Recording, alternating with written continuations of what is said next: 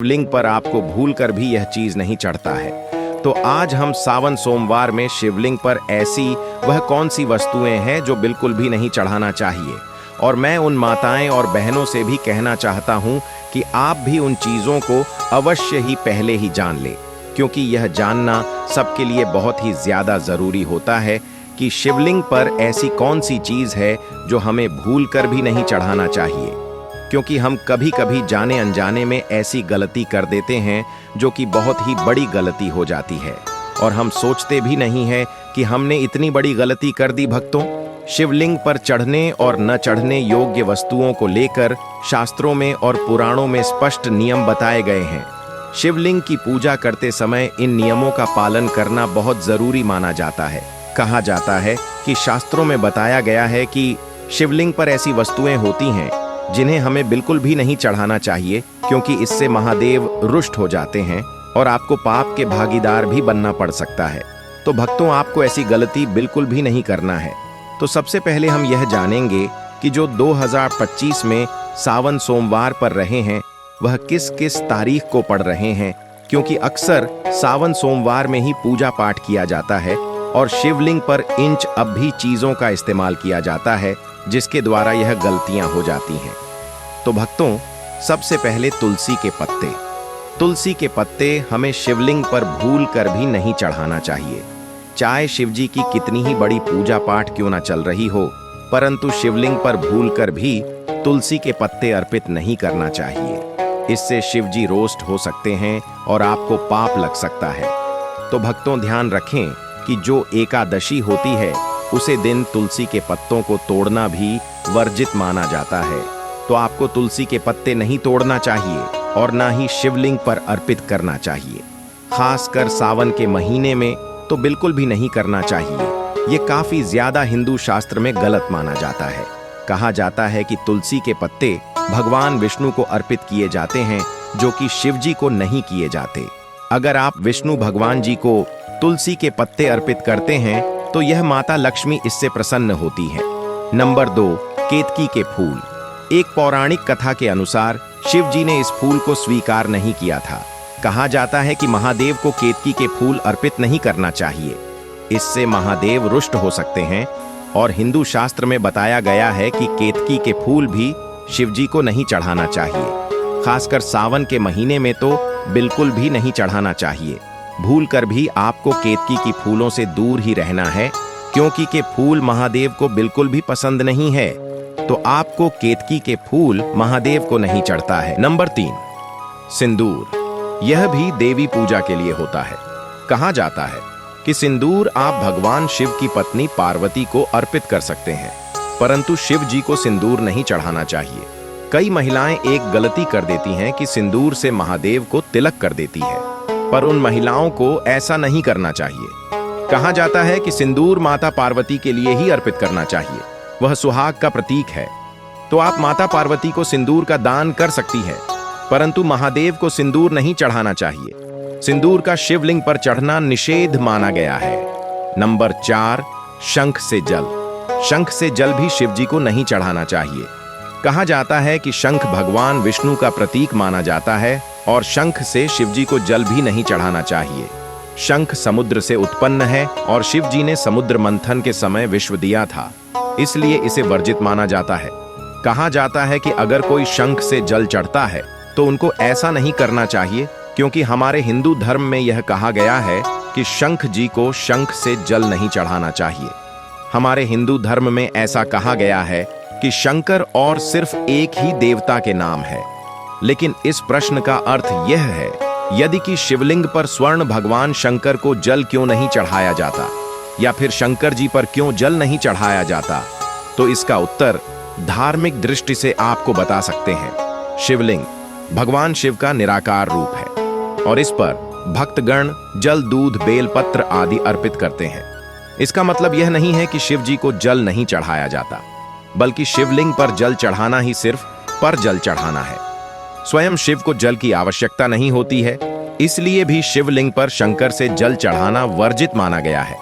धार्मिक मान्यताओं के अनुसार भगवान से घर और निखारी है, विश्व में ही पूर्ण है, उन्हें किसी की पूजा की आवश्यकता नहीं है। लेकिन भक्तों के प्रेम को स्वीकार करते हैं। इस कारण वक्त अगर उनकी कृपा पाने के लिए शिवलिंग पर जल चढ़ाते हैं।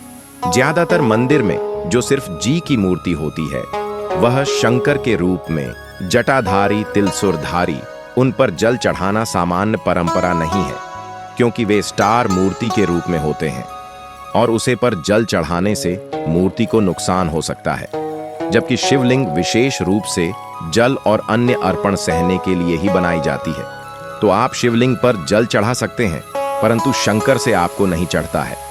नंबर 5, टूटे हुए चावल। महादेव को टूटे हुए चावल भी नहीं चढ़ाना चाहिए। कहा जाता है कि सावन के महीने में टूटे हुए चावल महादेव को अर्पित नहीं करना चाहिए, इससे महादेव रुष्ट हो सकते हैं। तो आप जब भी शिव जी की पूजा करें तो चावलों को एक अलग दिन कर रख लें और शिव जी पर अर्पित करें। खंडित और टूटे हुए चावल अर्पित ना करें, खासकर सोमवार के दिन। तो यह आपको बिल्कुल भी नहीं करना है। कटे फटे बेलपत्र भी शिव जी को नहीं चढ़ाना चाहिए। कहा जाता है कि बेलपत्र एकदम स्वच्छ और शुद्ध होना चाहिए। कहीं से भी दोषयुक्त बेलपत्र अर्पित नहीं करना चाहिए। और शिव जी को चावल बिना जल में भूगोल हुए सुख, अक्षत सुख चावल शिव जी को नहीं चढ़ाना चाहिए। नंबर 6, शिवलिंग पर हल्दी भी नहीं चढ़ाना चाहिए। तो चलिए आपको यह भी बता देते हैं कि शिवलिंग पर हल्दी क्यों नहीं चढ़ाई जाती। कहा जाता है कि हमारे हिंदू धर्म में शिवलिंग पर हल्दी इसलिए नहीं चढ़ाई जाती क्योंकि हल्दी में गम तासीर होती है, जबकि महादेव को शीतल चीज पसंद है, यानी कि ठंडी, जो उनको ठंडक दे, जबकि घर हल्दी गर्म चीज होती है। और भी हम जानते हैं कि शिवलिंग पर हल्दी क्यों नहीं चढ़ाई जाती है। कहा जाता है कि भगवान शिव को विराट तपस्वी और अहंकारी का प्रतीक माना जाता है। वह बैरागी है कि देवता है। हल्दी को शुद्धता, सौंदर्य और प्रजनन का प्रतीक भी माना जाता है। कहा जाता है कि शिवलिंग में स्वयं वैराग्य और सन्यासी का प्रतिनिधित्व होता है, इसलिए सौंदर्य और प्रजनन से जुड़ी वस्तुएं जैसे हल्दी, मेहंदी आदि उन्हें अर्पित नहीं की जाती। हल्दी का संबंध परंपरागत रूप से स्त्रियों के विवाह और सौभाग्य से जुड़ा है। कहा जाता है कि भगवान से साध्वी, तपस्वी और निर्गुण ब्रह्म का प्रतीक। गुना में हल्दी का स्वरूप मिल नहीं खाता, इसीलिए भी शिवलिंग पर हल्दी नहीं चढ़ाई जाती। और भी इसका कारण है, जैसे कि गर्म हल्दी गर्म तासीर की होती है और शिवजी को शीतलता पसंद है, इसलिए शिवलिंग पर दूध, जल, बेलपत्र, भस्म आदि शीतल और सात्विक चीज चढ़ाई जाती है। शिवजी को चंदन भी चढ़ाया जाता है, जो कि ठंडक देता है। कहा जाता है कि शिव जी को चंदन चढ़ाना काफी ज्यादा शुभ और फलकारी माना गया है, जबकि हल्दी शिवजी पर चढ़ना वर्जित मानी गई है। शास्त्रों और परंपराओं के अनुसार हल्दी शिवलिंग पर चढ़ना वर्जित मानी गई है। हालांकि सभी पुराणों में स्पष्ट वजन नहीं है, परंतु अधिकतर शिव परंपराओं में यह कहा गया है कि शिवलिंग पर हल्दी नहीं चढ़ाने चाहिए। कुछ परंपराओं में यह वजन किया गया है कि भारत शिवलिंग या फिर काले पत्थर की शिवलिंग पर आप हल्दी चढ़ा सकते हैं। भक्तों, यहाँ पर हमने आपको बताया कि शिवलिंग पर कौन सी चीज है जो नहीं चढ़ाना चाहिए। चलिए अब वह भी जान लेते हैं कि हमें शिवलिंग पर कौन सी चीज है वह चढ़ाना चाहिए। शिवलिंग पर चढ़ने का धार्मिक महत्व होता है और वह यह श्रद्धा और भक्ति का प्रतीक माना जाता है। हिंदू धर्म ग्रंथों के अनुसार शिवलिंग पर कुछ विशेष वस्तुएं चढ़ाने से विशेष फल की प्राप्ति होती है। सबसे पहले तो शिवलिंग पर एक लोटा जल आपको सावन के महीने में जरूर ही चढ़ाना चाहिए, क्योंकि भगवान से इतने भोले हैं कि वह एक लोटा से ही प्रसन्न हो जाते हैं। अगर कोई सच्ची मंच श्रद्धा से एक लोटा शिवलिंग पर चढ़ा देता है तो समझिए भगवान से पूछने प्रश्न कर लिया। सबसे सामान्य और पवित्र चढ़ना है। जल शांत भाव से जल अर्पित करने से मन को शांति मिलती है। कच्चा दूध, भगवान शिव को कच्चा और शुद्ध ठंडा दूध सब्जी को बहुत प्रिय है। इससे सौभाग्य और सुंदरता की प्राप्ति होती है। दही शिवजी को ठंडक प्रदान करता है और भक्तों को भी शांति प्रदान करता है। शहर शहर शिवलिंग पर जरूर ही चढ़ाना चाहिए। मिठास जीवन में मिठास भरने के लिए और मनोकामना पूर्ति के लिए शिवलिंग पर शहर अवश्य ही चढ़ाई अग्नि तत्व को शांत करने के लिए होता है। इसलिए शिवलिंग पर की आवश्यक शरण गंगा जल, अत्यंत पवित्र माना जाने वाला गंगा जल सभी अभिषेकों में विशेष रूप से उपयोगी माना जाता है। तो आप सावन के महीने में थोड़ा सा गंगा जल मिलकर जल चढ़ा सकते हैं। बेलपत्र शिवजी को सबसे ज्यादा प्रिय है। बेलपत्र चढ़ाना शुभ कार्य माना जाता है। आप पाट पटरी वाला बेलपत्र भी चढ़ा सकते हैं अगर आपके पास है। अगर आपके पास 5 पटरी वाला बेलपत्र नहीं है तो आप 3 पट्टी वाला भी बेलपत्र चढ़ा सकते हैं। धतूरा और आप थोड़े के फूल भी शिवजी को बहुत पसंद है, तो आप शिवजी को धतूरा और आंकड़े के फूल भी सावन के महीने में अवश्य चढ़ाएं। विश्व तत्व भी शिवजी को अत्यंत प्रिय है। इन्हें विशेष रूप से नाग पंचमी यहाँ पर सावन में ही चढ़ाया जाता है। कहा जाता है कि सावन के महीने में तो शिवजी का सबसे प्रिय जो है वह है नाग को भी दूध पिलाना, काफी ज्यादा शुभकारी माना जाता है। तो अगर आपके पास कहीं भी स्वामी वगैरह है तो आप सावन के महीने में उसे पर दूध अवश्य ही चढ़ाई। भस्म शिवजी का प्रमुख श्रृंगार है। भारत में विभूति मोक्ष और वैराग्य का प्रतीक। कहा जाता है कि सावन के महीने में शिवजी को ठंडक प्रदान करने वाली भस्म जरूर ही चढ़ाई। सफेद फूल जैसे कि चमेली, कुंड, बिल आदि भी शिवजी को जरूर चढ़ाना चाहिए। शिवजी को सफेद रंग के फूल अधिक प्रिय माने जाते हैं। कहा जाता है कि उनकी प्रिया फूल सफेद कलर की ही होती है, तो आप हो सके तो सावन के महीने में उनका सफेद फूल अर्पित अवश्य करें। तौबा। तो यहाँ पर हमने आपको बताया कि हमें कौन सी चीज चढ़ाना चाहिए और कौन सी नहीं चढ़ाना चाहिए। चलिए अब यह जानते हैं कि सावन के महीने में शिवलिंग की पूजा किस तरीके से करना चाहिए। संपूर्ण पूजा विधि भी आज हम इस वीडियो में जानेंगे। हम जानेंगे कि सावन की सोमवार के दिन हमें किस प्रकार से घर पर पूजन करना होता है, पूरे सावन के महीने में किस तरीके से पूजन करना होता है और भोलेनाथ को हम कैसे प्रसन्न कर सकते हैं। आज हम इस वीडियो में इन सभी के बारे में जानेंगे। सोमवार का दिन भगवान भोलेनाथ को अत्यधिक प्रिय होता है और कहा जाता है कि सावन के महीने को प्यार का महीना भी कहा जाता है, क्योंकि इस महीने में अगर कोई पूरे श्रद्धा भाव से महादेव की पूजा करे तो उसको भोलेनाथ की कृपा प्राप्त होती है और माता पार्वती भी बहुत ही ज्यादा प्रसन्न होती हैं। इस दिन भगवान भोलेनाथ के लिए व्रत किए जाते हैं। कई लोग तो पूरे सावन का व्रत रखते हैं और कई लोग ऐसे होते हैं जो सिर्फ 4 सोमवार का ही व्रत करते हैं। परंतु यह तो खुद पर डिपेंड करता है कि किसको कितने सावन सोमवार व्रत करना है और क्या वह पूरी सावन सोमवार भी व्रत रख सकते हैं। और इस पर भी अगर सावन के सोम, तो यह बहुत ही ज्यादा का महीना जो है वह भगवान भोलेनाथ को अत्यधिक प्रिय है। पूरे सावन मास में पढ़ने वाले सभी सोमवार, प्रदोष और शिवरात्रि जो है वह भगवान भोलेनाथ की पूजा अर्चना के लिए बहुत ज्यादा विशेष होते हैं। तो देखिए, इस दिन सुबह सवेरे नित्य कर्मों से स्नान आदि करके निवृत्त होकर साफ स्वच्छ वस्त्र धारण करें और हो सके तो भक्तों, नहाने के पानी में आप थोड़ा सा गंगा जल मिला लें। 1 से 2 बूंद गंगा जल की जरूर शामिल करें। इससे गंगा जल स्नान माना जाता है। और इस दिन हो सके तो सफेद कलर के वस्त्र धारण न करें, हो सके तो हर रंग की वस्त्र धारण करें। हर रंग महादेव को अति प्रिय है। कहा जाता है कि सावन के महीने में हरा रंग पहनना काफी ज्यादा शुभ माना जाता है। इसके बाद यह किसी भी शिवालय में जाकर शिव जी को अभिषेक करें, उनकी पूजा आराधना करें और शाम के समय आप इस पूजन को कर सकते हैं, क्योंकि शिव जी के सभी प्रकार की पूजा प्रदोष काल में की जाती है। और अगर शाम को समय ना हो तो आप सुबह भी पूजन को कर सकते हैं। तो इस प्रकार से चौकी या पेट पर सफेद या हरे रंग का हम वस्त्र बढ़ा लेंगे। और अच्छा तो का यह फूलों का आसान देते हुए यहाँ पर हम शिव परिवार को विराजमान कर लेंगे। अब देखिए, हम शिव जी का अभिषेक, यह तो आप स्वास्तिक बना लीजिए। यहाँ पर मैं ओम बना रहे हूँ, अब हमें लेना है और बेलपत्र का आसान देते हुए यहाँ पर हम शिवलिंग को विराजमान कर लेंगे। आप किसी भी तरह का शिवलिंग ले सकते हैं, पत्थर का, स्फटिक का। यह अगर आपके पास नर्मदेश्वर है तो उन्हें विराजमान करके पूजन कर सकते हैं। और अगर शिवलिंग ना हो आपके घर में तो आप मिट्टी से भी, यानी वाला भाग जो है वह उत्तर दिशा होना चाहिए और शिवलिंग की जलहरी भी दांडी वाले भाग की तरफ यानी उत्तर दिशा की ओर होनी चाहिए। धूप रख लेंगे और इसके बाद अपनी पूजा को शुरू करेंगे। फिर उसे शुद्ध जल से भरिए। इसके बाद इस प्रकार से 4 बार जल छोड़ते हुए हम शिव जी का अभिषेक करेंगे। और हो सके आप जिस पत्र से अभिषेक कर रहे हैं उसमें गंगा जल की 2 से 3 बने अवश्य शामिल करें, क्योंकि गंगा जल से अभिषेक करना काफी ज्यादा शुभकारी महान जाता है। कहा जाता है कि सावन के महीने में अगर आप गंगा जल से अभिषेक करते हैं तो महादेव उससे अधिक प्रसन्न होते हैं। भक्तों, आप सबको यह तो पता ही होगा कि इस बार जो कुंभ का मेला लगा था उसमें से सब लोग गंगा जल लेकर आए हैं, तो आप उसे गंगा जल का इस्तेमाल इस पूजन में कर सकते हैं। आपको ज्यादा नहीं, बस ओनली ऑन 2 से 3 गुना ही डालना है।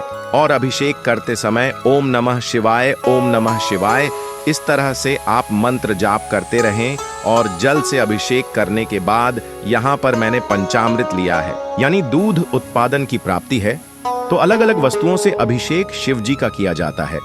शिव जी को और जल से आप अच्छे प्रकार से अभिषेक करें। अभिषेक काजल है। तुलसी जी के गमले को छोड़कर अन्य किसी भी पौधे के गमले में या किसी भी पवित्र पेड़ की जड़ में आप इसे डाल सकते हैं।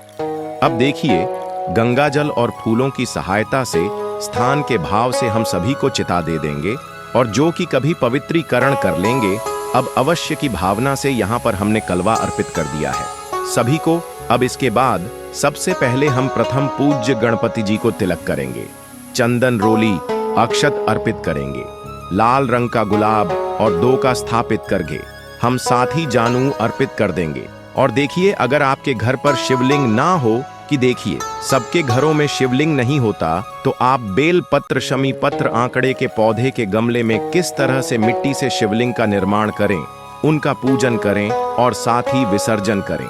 इसकी वीडियो ऑलरेडी हमारे चैनल पर है, लिंक आपको डिस्क्रिप्शन में दे दूंगा मैं। क्योंकि देखिए, बहुत से लोग पूरे सावन के महीने में हर रोज पार्थिव शिवलिंग का निर्माण करके भोजन और विसर्जन करते हैं। तो यहाँ पर देखिए, सभी को हमने चंदन रोली से तिलक कर दिया है। शिव जी को हम सिर्फ चंदन से तिलक करेंगे, उन्हें रोली, सिंदूर, कुमकुम नहीं की जाती।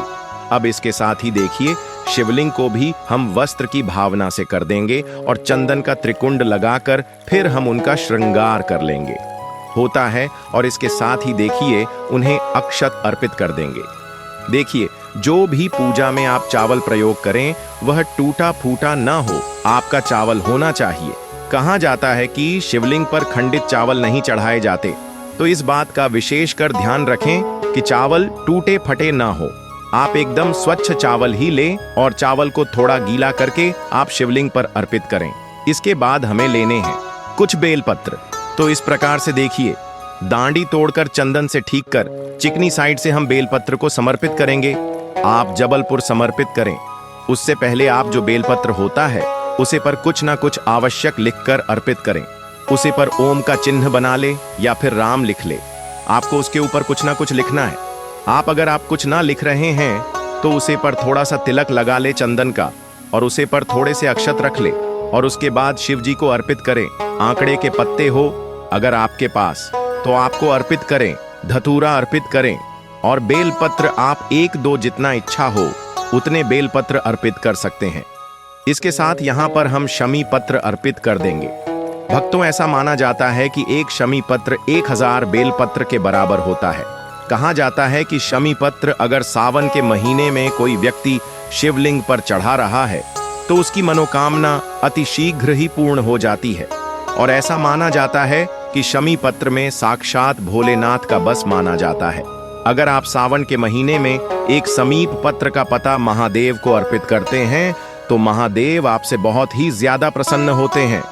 तो आप सावन के महीने में एक शमी पत्र भगवान भोलेनाथ को जरूर अर्पित करें। और आपको उसे किस तरीके से अर्पित करना है जरूरी नहीं है कि जिस वक्त उसको तोड़ा जाए, इस वक्त शिव जी को अर्पण करना है। आप रात के वक्त इसको तोड़कर रख सकते हैं और सुबह भोलेनाथ को इसको चढ़ा सकते हैं। आपको इसको धोना नहीं है, स्वच्छ नहीं करना है, तोड़ के रख लेना है और उसके बाद सब्जी को पैसे ही चढ़ता है। और एक जरूरी नहीं है, जितनी वस्तु है हमने अर्पित की है उतनी ही आप करें, ऐसा कुछ नहीं है। भगवान भोलेनाथ तो एक लोटा से ही प्रसन्न हो जाते हैं। अगर मन में सच्ची श्रद्धा है तो अगर कोई सच्ची माँ श्रद्धा से एक लोटा भी भगवान शिव पर अर्पित करता है तो उसको भी महादेव खुशी खुशी मान लेते हैं। आपको सच्चे मन और श्रद्धा से अर्पित कर सकते हैं, वरना भगवान भोलेनाथ तो इतने बोले हैं। सभी को हमने पुष्पित कर दिए हैं। जो भी मिठाई मिष्ठान मेरे रथु फल आपके घर पर उपलब्ध हो उनका होगा। श्रावण सोमवार की व्रत कथा को पढ़ लेंगे या सुन लेंगे। तो इस प्रकार से कथा संपन्न करने के बाद हाथ के पुष्प या अक्षत को भगवान के चरणों में छोड़ देंगे। और यह जो जल का लोटा हमने रखा था, तो आप 2 बेलपत्र ले लें भोग के लिए। और देखिए, जिस तरह से हम भगवान विष्णु के भोग में तुलसीदास और गणपति जी के भोग में दुर्गा डालते हैं, इस तरह से भगवान भोलेनाथ के भोग में कपूर से आरती करूंगे, क्योंकि भगवान भोलेनाथ को कपूर भी अत्यंत प्रिय होता है। आप चाहे तो नॉर्मल दीपक से भी आरती कर सकते हैं, या फिर जो दीपक हमने प्रचलित किया था स्टार्टिंग में, उससे भी आप बड़े ही प्रेम पूर्वक गणपति जी की, भगवान शिव शंकर की, माता पार्वती की, समस्त शिव परिवार की आरती उतार सकते हैं।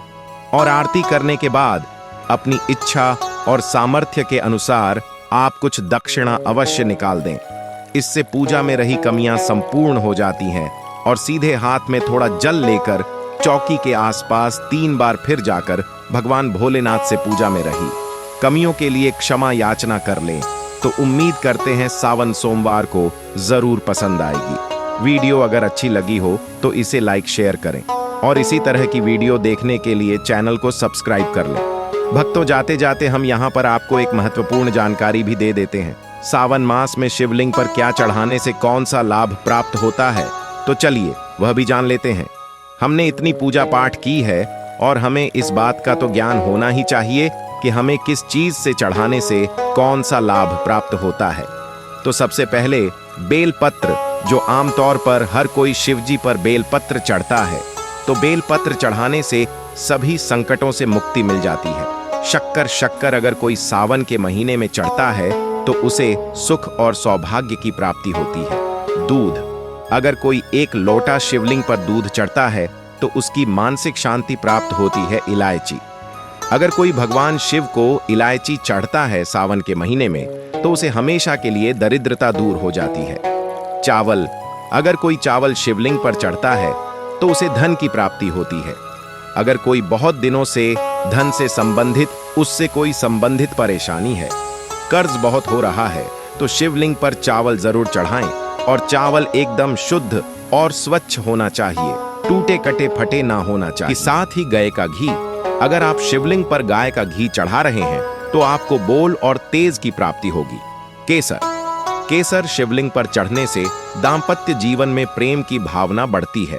साथ ही शहर सुंदरता और आकर्षण का प्रतीक माना जाता है। कहा जाता है कि अगर आप शिवलिंग पर शहर चढ़ाते हैं तो इससे आपकी सुंदरता और आकर्षक में बढ़ोतरी होगी। दही, खुशी और आनंद का प्रतीक दही चढ़ाने से आपके मन में खुशी और आनंद की अनुभूति होती है। इत्र लोगों से मुक्ति और धर्म में लाभ की प्राप्ति होती है। वाला शिवलिंग पर चढ़ने से धन और लंबी उम्र होती है। काला तिल चढ़ाने से विजय और पितरों की कृपा, पितरों को भौतिक सुख शांति मिलती है। गेहूं, शिवलिंग पर गेहूं चढ़ाने से संतान सुख की प्राप्ति होती है। धतूरा, शिवलिंग पर धतूरा चढ़ाने से